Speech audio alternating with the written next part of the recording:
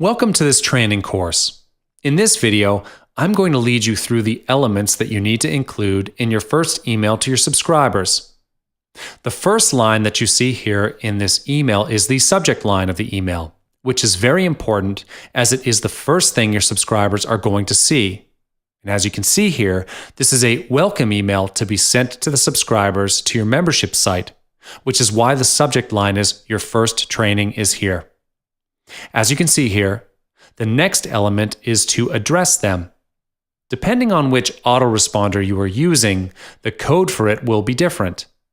As you can see in this email, this is the code for Aweber. When this email is sending out, this will turn into the first name of your subscribers accordingly. This is why we collect their first name in the opt-in form or web form. The next element would be your content. You can start with thanking them for subscribing to your newsletter or choosing your product.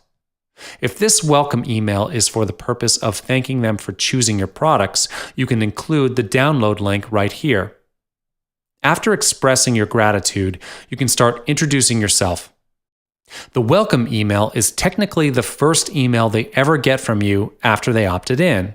There's a high chance where they do not know who you are. Introduce yourself to build up your credibility.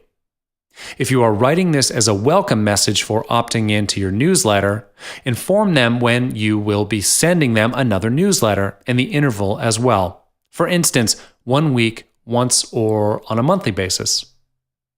You can include some notes for them before you end the email. Once you're done with the contents, put your signature at the bottom. Again, depending on the autoresponder that you are using, the code can be different. The signature code will then turn into your signature after sending out. And that's all there is to it.